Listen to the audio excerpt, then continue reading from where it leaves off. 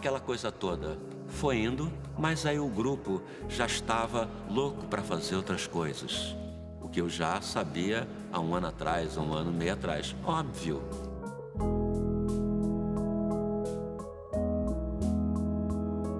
Quando você faz uma coisa louca, assim, maluca, que realmente sai da curva e vai para um lugar estranho, e que você não fica se valorizando. Ao contrário, porque isso acompanha também o amor pelo pop, pelo popular e tal. Sim. Você não vai se colocar no pedestal se justamente você está querendo descer do pedestal. Mas se você não se coloca no pedestal, as pessoas também não vão dar valor, aquele tipo de valor, Sim. porque você não está no pedestal.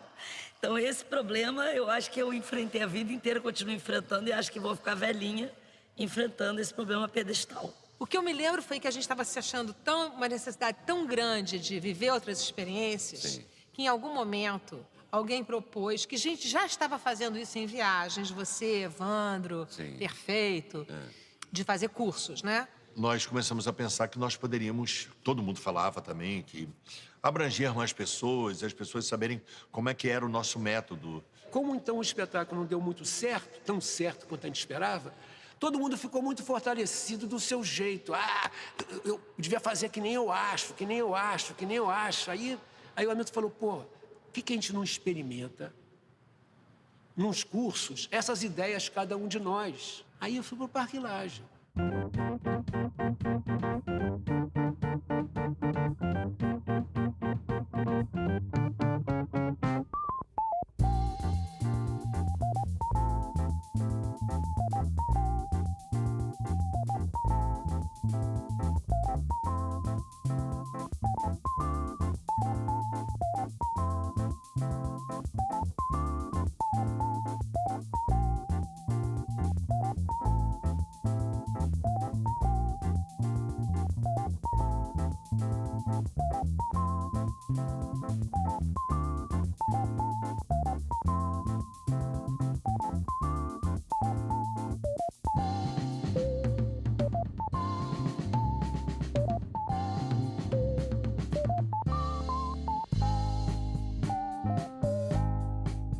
Num aniversário do Asdrubal, que é no dia do meu aniversário, dia 1º de maio, a gente fez uma festa no Parque Lage. A gente divulgou nessa festa que a gente ia fazer um curso de teatro. Isso. Nós todos Sim. abrimos assim para o Rio de Janeiro. E essa é uma matéria enorme de capa no Jornal do Brasil na época. Quando eu vi a notícia, eu falei, cara, pô, que maravilha. Eu era espectador, fã. Pô, agora eu vou poder me aproximar mais, trocar ideias e exercitar, quiçá, alguma coisa que eu possa ter com quem me fascinou tanto e que continua, né? Fascinando porque os trabalhos continuaram.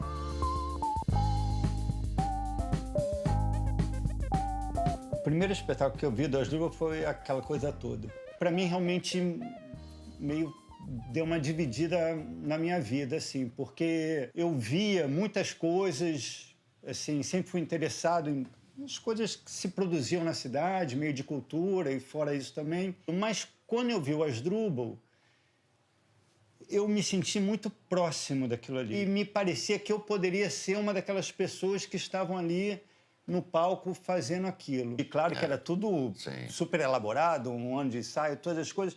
Mas eu, na hora, me identifiquei daquilo de um jeito como se aquilo fosse o jeito mesmo, assim, que é o real, o jeito que aquelas pessoas viviam. Eu não gostava da ideia de ser atriz. Eu sempre achava que a pessoa tinha que sair de noite, bem agasalhada, cuidar da voz. Eu sempre gostei de praia, de dia. Mas o Asdrubal me solucionou esse problema. Eu pude ser atriz e ser eu mesma no palco e na vida. E logo depois disso, vocês fizeram um curso. E aí eu fui logo me matricular para fazer esse curso. Como tinha isso, né? As pessoas adoravam a gente, os jovens, queriam saber como é que a gente fazia aquilo, como é que era aquilo. Então o curso encheu, escreveu umas 500 pessoas se inscreveram no curso. Não dava conta, a gente viu que a gente ia ter que se dividir.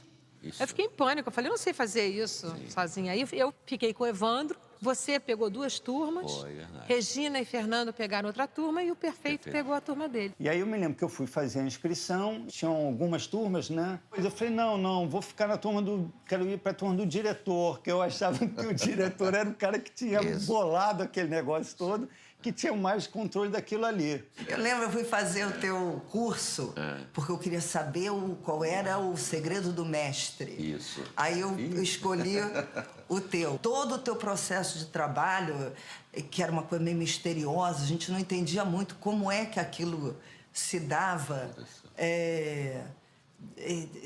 A questão do improviso e virando cena, era isso que a gente... Essa foi minha formação. Minha formação foi totalmente calcada no Asdrubal. E aí um dia o Luiz veio fazer a improvisação com a gente. Nossa, eu parecia que eu estava vendo Roberto Carlos. Fizemos um negócio no Parque Lage. Ficou eu e Regina administrando um grupo. A mesma dupla daquela lá que não consegui fazer a cena. Mas que foi uma época muito boa, porque a gente pôde trabalhar com muitas outras pessoas. Eu lembro que o nosso grupo era muito legal. Tinha a Sandra Pera, uma mistura danada. Mas nós não tínhamos foco. Sabe qual era o meu adjetivo, a expressão que me adjetivava nessa época? Eu não era atriz, eu era porra louca.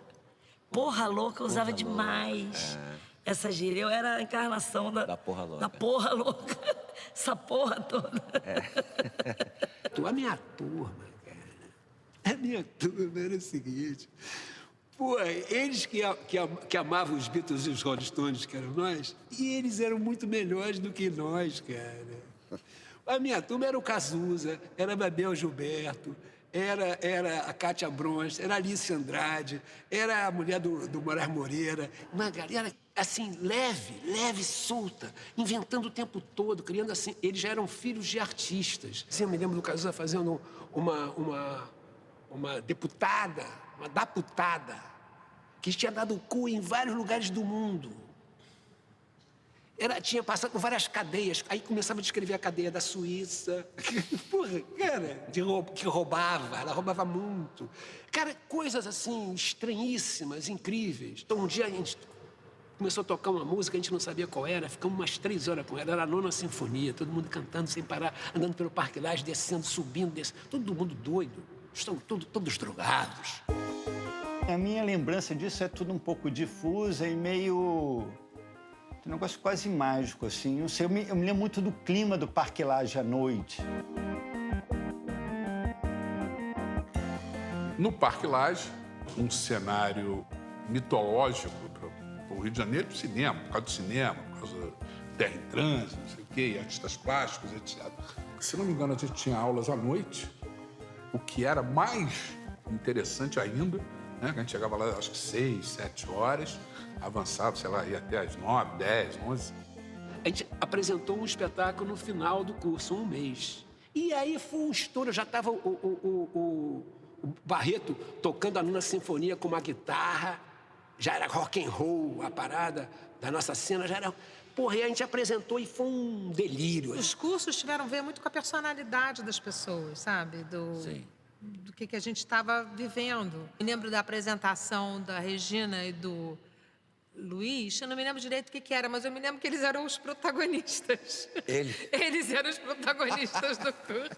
O Perfeito era uma catarse, com a 8ª de Beethoven, com, sabe, Cazuza, com um monte de famosos que ainda não eram famosos. E era uma coisa, assim, emocionante, assim, desorganizada e maravilhosa. Você era grupos trabalhando como no Asdrubal, exercícios e era desenvolvendo mesmo o desenho teatral, sabe, possibilidades cênicas. E eu e o Evandro era aquela coisa teatrinho, a gente fazia uma pecinha, de princípio, meio e fim. E a gente usou muito as características de cada um. No nosso grupo tinha anão, tinha altão, tinha preto, branco, roxo, verde, japonês, tinha todos os tipos de pessoas. Então era tudo muito visual. E já tinha um pouquinho das músicas da Blitz, que ainda não tinha Blitz, mas a gente já cantava Você Não Soube Me Amar, umas coisas assim, ele já fazia uns corais. E ali começou a crescer uma outra coisa, que quando a gente viu, aquilo estava mais forte do que a gente. Fui fazer o teu achando que a criação estava muito ali. E quando eu olhei a apresentação de todo mundo, eu vi que a criação estava espalhada por todo mundo. Dali saiu a Blitz, com a Patrícia e o Evandro. Dali saiu o circo, dali saiu tudo. Era uma coisa... realmente era um fenômeno de talentos reunidos. E não era bem ser ator. Era mais do que ser ator. Era uma inteligência de vida que cada um tinha. E até hoje tem, né?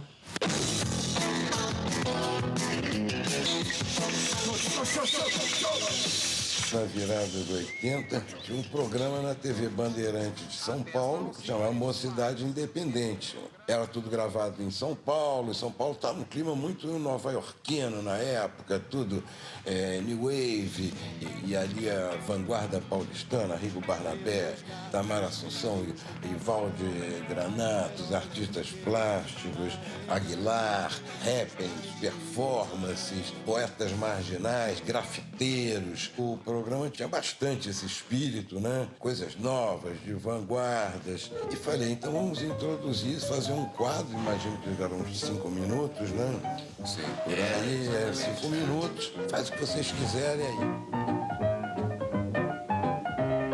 O Nelson Mota nos chamou para fazer um programa na Bandeirantes. É aquela hora que eu acho que a gente fez mais ou menos. Eu me senti meio atrapalhada ali na... Eu sei que foi um programa, mas a minha participação no programa não foi totalmente...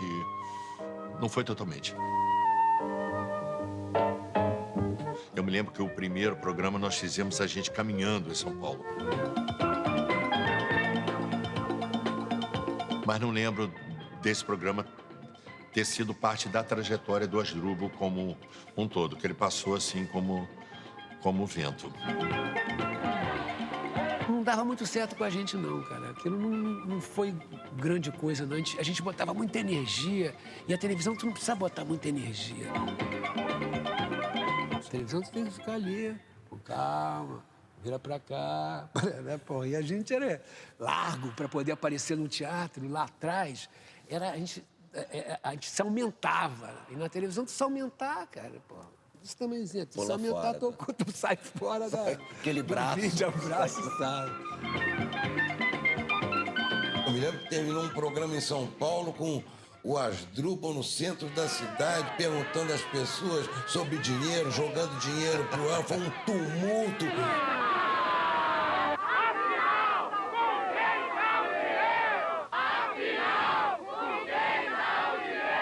Foi maneiro porque foi uma brincadeira com televisão, com imagem. A gente que era de teatro e tal, então era uma linguagem nova. E a chegada em São Paulo também, contato com as bandas que estavam começando ali. Tinha um movimento Arrigo Barnabé, Tamara Assunção, Gangue 90. Gangue 90. E tinha a Blitz já começando, então teve uma troca assim interessante. Vai lá. Asdrubal, cadê o trombone? Num certo momento, que um amigo me apontou o arpoador, dizendo: vai ser lá que o circo voador vai pousar. Eu olhei e falei: você está apontando para o arpoador. Ele falou: é exatamente lá. A gente viu que o espaço assim, que a gente tinha, os espaços tradicionais de teatro, não cabiam o que a gente estava pensando em fazer. Assim, a cadeira palco italiano, mesmo as arenas, o negócio era... A nego não podia fumar, ficar assim, o tipo de energia que a gente tinha não cabia sentado daquele jeito. Aí, pô, a gente podia ter... Onde é que a gente vai apresentar isso mais? A gente podia fazer um circo. Aí eu fui falar contigo. Falei: Hamilton, a gente podia fazer um circo. E aí tu falou pra mim assim: meu filho, a gente não é muito de ter espaço, porque espaço tu tem que tomar conta dele, a gente é mais da criação. Eu falei: Hamilton, vamos fazer o seguinte, faz o espetáculo, eu faço o circo, eu vou na burocracia, eu vou no dinheiro, eu faço tudo, e vocês só têm que fazer o espetáculo.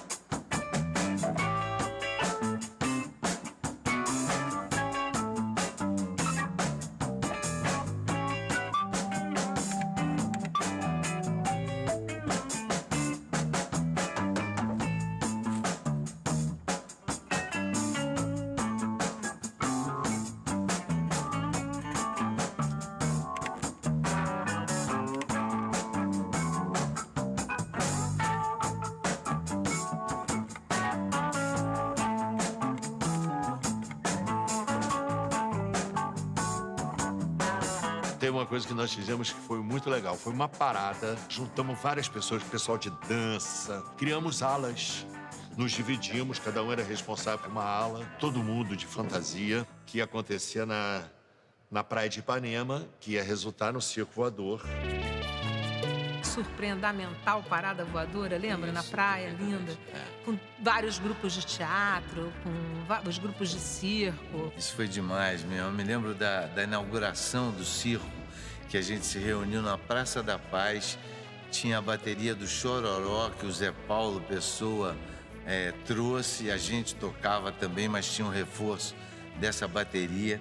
A gente cantava um samba da Portela, falando que o circo chegou e não sei o quê. E tinha as alas, eram Manhas e Manias, o grupo Coringa, Asdrubal, todo mundo fantasiado, vindo na contramão da Vieira Soto, na contramão da Banda de Ipanema, que não era uma coisa de bêbado, de coisa, tinha uma alegria, era dionisíaco, Dionísio plantando uma árvore ali no Arpoador, um dos pontos geográficos mais bonitos do planeta. Aí chegou lá, tava aquela nave maravilhosa.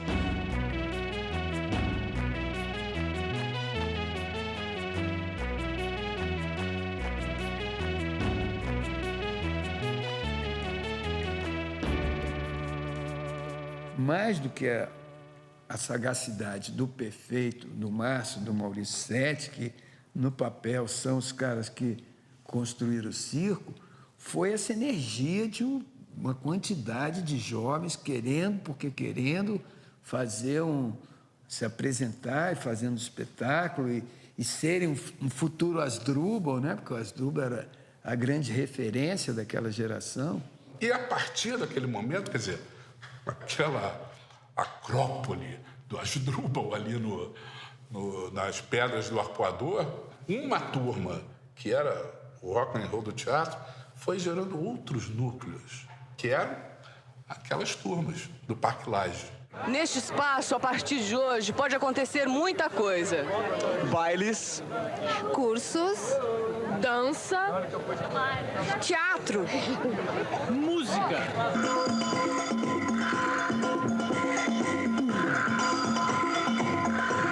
E tudo começou a partir do grupo Asdrubal Trouxe o Trombone. Os espetáculos da estreia são dirigidos por Regina Casé. O tempo do balão caiu não, mas essa hora virou. É como se fosse assim uma palavra mágica. Quando a gente fez a parada até o circo voador, aquilo para mim era um empreendimento, era um trabalho. Depois que o circo voador tomou corpo, aí eu virei público. Era bom porque era no Arpoador e a gente, como sempre, juntando o lazer, o trabalho, eu ficava na praia ali e o circo voador funcionava full time. Era de manhã, tinha curso, de tarde tinha palestra, de noite tinha um show, de madrugada tinha outro show. Aquilo era uma coisa interminável. E a minha vida ficava ali.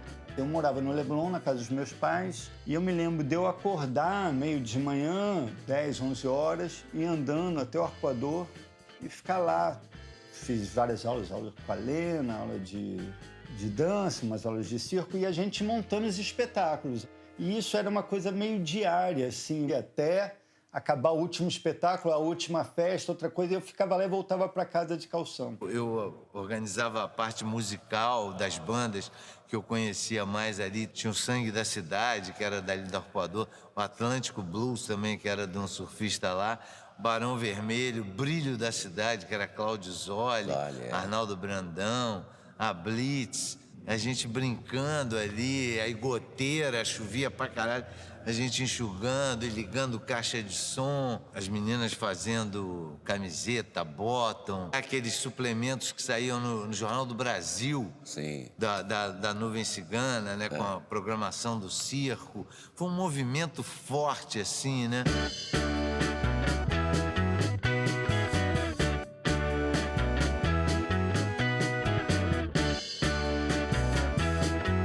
Nós fizemos uma coisa, o circo voador, maravilhosa.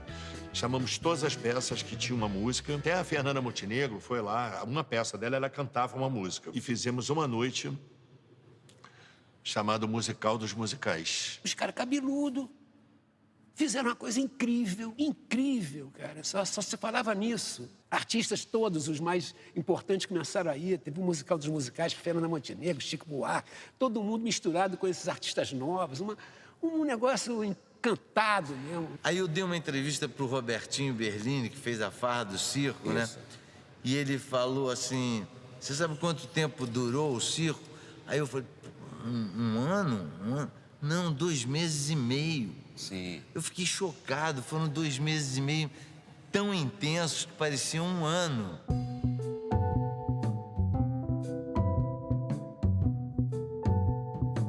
O APA chegou.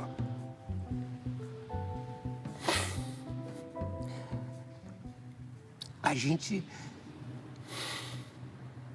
tinha feito, cara, com 2 meses, um acontecimento que mudou a história da música, da forma. Ali na praia, ninguém tinha pensado nisso, sem gastar dinheiro público nenhum, cara. Só criança, velho, gafieira, capoeira, todas as artes misturadas, tudo. O espaço cabia todo mundo, não ofendia ninguém, era propício para todos o espaço que a gente inventou. E aí os caras mandam o Rapa, cara. E foi o último suspiro da utopia. Eu falo isso na minha peça, sabe? Até aquele momento, a gente, apesar da ditadura, a gente achava que o mundo ia dar certo, que a gente ia vencer qualquer dragão da maldade, a gente ia vencer, porque a gente estava junto, a gente queria ser feliz, era uma coisa inacreditável.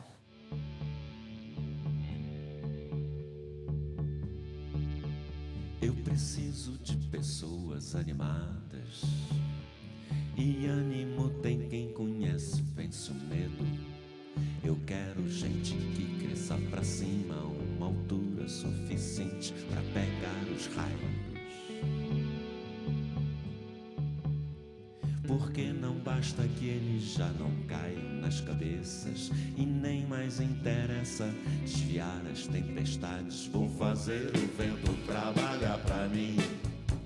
Vou falar aos sonolentos com relâmpagos, trovões. Agora terei raios necessários pra fazer toda a orelha escutar, todos os olhos,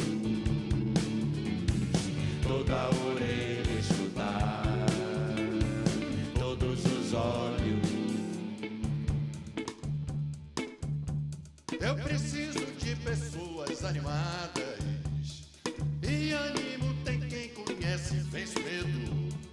Eu quero gente que cresça pra cima, uma altura suficiente pra pegar os raios. Porque não basta que eles já não caiam nas cabeças, e nem mais interessa desviar as tempestades. Vou fazer o vento trabalhar pra mim. Vou falar aos sonolentos com relâmpagos, trovões. Agora terei raios necessários pra fazer toda a orelha escutar, todos os olhos, toda a orelha escutar, todos os olhos.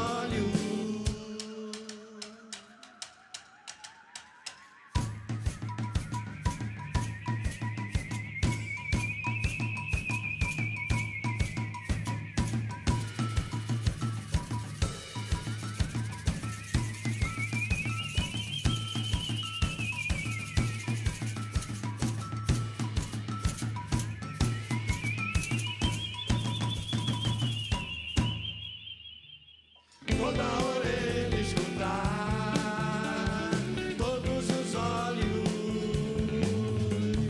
toda a orelha escutar, todos os olhos, toda a orelha escutar, todos os olhos, toda a orelha escutar, todos os olhos. Eu acho o grupo muito parecido com casamento. Sim. Muito. Sabe, em casamento fica estipulado no decorrer do casamento, eu lavo, você passa. Eu cozinho, você lava. Porque, e aí, de repente, você quer fazer outro papel. E eu acho que os grupos também têm isso. De repente, cada um fica desempenha um papel. E a gente precisava sair dali para ver quem a gente era. E foi realmente incrível, porque quando se dissolveu, eu não me lembro, a coisa mais incrível que eu acho dessa história é que nunca teve uma reunião falando assim, gente, eu vou sair. Mas sabe que eu acho que a gente cumpriu cada etapa muito bem, sabe? A etapa Rio e praia, a etapa Brasil inteiro, Nordeste. A gente parecia uma banda de rock, mas não era. Mas o Circo Voador colocou a gente mesmo, era o Rock Brasil. Tudo aquilo foi filho do Asdrubal. Então a gente ainda teve aquele no Circo Voador. Aí o Perfeito ergueu aquilo tudo. E aí veio a Blitz. Aí eu na televisão e já no cinema fazendo coisas que já eram equivalências a isso. O Asdrubal deu uma dispersada, cada um foi para um lugar, eu fui com Lena Brito para Trancoso. E aí eu fiquei pensando assim, no Trate-Milhão foi um espetáculo elogio à cidade do Rio de Janeiro. Aquela coisa toda foi um espetáculo elogio, celebração do Brasil. Então, o terceiro espetáculo deveria ser sobre a Terra, o nosso planeta. E deveria ser uma farra da Terra.